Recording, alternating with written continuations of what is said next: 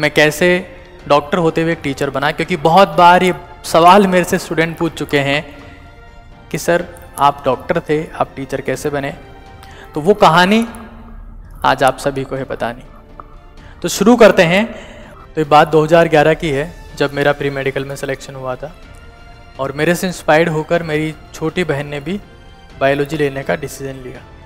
ठीक है, इससे पहले मेरे फादर भी डॉक्टर थे, तो ऐसा लग रहा था मुझे कि हमारी फैमिली में सब लोग डॉक्टर ही बनने वाले हैं, ये हमारी फैमिली का एक फैमिली प्रोफेशन सेट होने वाला है। तो उसने 2011 में बायोलॉजी लिया, 2012-13 तक उसका 12th क्लास पूरा हो गया। अब उसकी बारी थी तैयारी शुरू करने की। राजस्थान में ऐसा ट्रेंड है, मतलब इतना मेट्रो सिटीज़ की तरह नहीं है कि बच्चा 11वीं क्लास से तैयारी करेगा। 2 साल पहले आराम से स्कूलिंग करता है, उसके बाद तैयारी के बारे में सोचता है और तब भी सेलेक्ट हो जाता है। हाँ, क्योंकि सीरियस रहता है। तो अब 2 साल बाद में उसकी तैयारी करने की बारी आई, तो उसने कहा कि पापा मैं तैयारी करने के लिए बाहर जाऊंगी। पापा ने मना कर दिया, अगर तेरे को तैयारी करनी है तो यहीं करनी पड़ेगी। तो उसने पूछा यही मतलब? बोले भैया करवा देंगे तेरे को तैयारी, कहाँ दिक्कत है। तो उसने कहा कि चाहे जो हो जाए मैं कहीं भी तैयारी कर लूँ, लेकिन भैया के पास तैयारी नहीं करूँ। तो मैंने उससे पूछा भाई क्यों, ऐसा क्या हो गया? बोले तो तीनों सब्जेक्ट कैसे कराएगा। तो कई बातें हुई, कई तरीके का विचार विमर्श हुआ। मैंने अपने कुछ बैचमेट से बात करी जो मेडिकल कॉलेज में मेरे साथ में थे। धीरे धीरे वो कन्विंस हो गई और 2-3 उसकी फ्रेंड्स और आ गई, आस पड़ोसी 2-4 और आ गए। कुल मिला के 6 स्टूडेंट हमारे पास में हो गए और मेडिकल कॉलेज के 2 साथी और मेरे, पीयूष और परम, वो भी साथ में आ गए। पिताजी ने 10,000 रुपये हमें दिए कि तुम लोग बेंचेस और बोर्ड ले आओ। हालांकि ये सब काम 8,000 में ही हो गया था, 2,000 रुपये हमने हमारी जेब में रख लिए।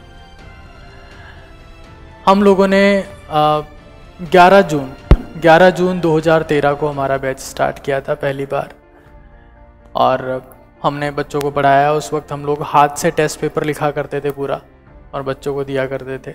हाथ से नोट्स बनाते थे, बच्चों को दिया करते थे, क्योंकि बच्चे हमारे पास में 6 ही थे, लिमिटेड बच्चे थे। और फीस हमने रख रखी थी 5,000 रुपये साल भर की, जो बाकी बच्चे आए थे उनके लिए। 6 बच्चे थे टोटल। आप अर्निंग सोच सकते हैं, MBBS ग्रेजुएट्स की अर्निंग, मतलब MBBS कर रहे लोग की अर्निंग आप सोच सकते हैं। लेकिन इंटरेस्टिंग बात ये रही कि जब रिज़ल्ट आया तो 6 में से 2 लोग सेलेक्ट हो गए। और उससे इंटरेस्टिंग बात ये रही कि मेरी सिस्टर की एक खास फ्रेंड तैयारी करने के लिए कोटा गई थी, जो उसके बराबर ही इंटेलिजेंट थी, उसका सिलेक्शन नहीं हुआ था। तो ये एक पॉइंट ऐसा आया कि यार हमने ज़िंदगी में पहली बार बच्चों को तैयारी करवाना स्टार्ट किया और 6 में से हमारे 2 बच्चे सेलेक्ट हो गए, और एक जो इक्विवेलेंट बच्ची कोटा जाके तैयारी कर रही थी वो सेलेक्ट नहीं हो पाई। इसका मतलब क्या? इसका मतलब ये था कि शायद हम में कुछ प्लस पॉइंट है या फिर कोटा में कुछ माइनस पॉइंट है। तो इसके साथ में हमने धीरे धीरे चीज़ें आगे प्रोसीड करना स्टार्ट किया। तो शुरुआती दौर में तो हम लोगों ने मजाक में घर पे ही तैयारी करवाना स्टार्ट किया था। पिताजी ने हमें 10,000 रुपये दिए ही थे, आपको पता है। और 6 में से हमारे 2 लोग सेलेक्ट हो गए थे। उसमें से मेरी सिस्टर जो थी वो मेरी ही कॉलेज में काउंसलिंग के थ्रू MBBS के लिए आई थी। तो एक बहुत बड़ा अचीवमेंट था एक MBBS स्टूडेंट के लिए अपनी सिस्टर को अपने ही साथ में सेलेक्ट करवाना, एक बहुत बड़ा अचीवमेंट था। तो हम लोग थोड़ा सा इस चीज़ के लिए सीरियस हुए और अब हम लोगों ने घर से बाहर निकल के किराए की जगह ली, जिसका किराया 10,000 रुपये था। और अब की बार हमारे पास में पढ़ने के लिए आए 18 बच्चे। इंटरेस्टिंग बात यह है कि हमने तब भी हमारी फ़ीस 5,000 रुपीज़ ईयरली ही रखी। हम वही काम कर रहे थे, हमारे नोट्स हम हाथों से लिख के दे रहे थे, टेस्ट हम हाथों से बना रहे थे। आखिर में एक बार हमने जब मेजर टेस्ट सीरीज़ करवाई तब हमने टाइप किया था, और टाइप भी हम लोग ही कर रहे थे रात को 4-4 बजे तक। तो बहुत मुश्किल दिन थे। आज सोचते हैं क्या उतनी मेहनत कर पाएंगे वापस, तो लगता है बहुत मुश्किल होगा। तो 18 बच्चे जो हमारे पास में आए थे उसमें से 6 बच्चे हम लोगों ने अगले साल MBBS गवर्नमेंट मेडिकल कॉलेजेस में सेलेक्ट करवाए। और फिर अजमेर शहर में हमारा थोड़ा नाम हुआ, लोग हमें जानने लगे, लोग हमें पहचानने लगे। तो उसके बाद हमारे पास में धीरे धीरे ज़्यादा लोग आने लगे।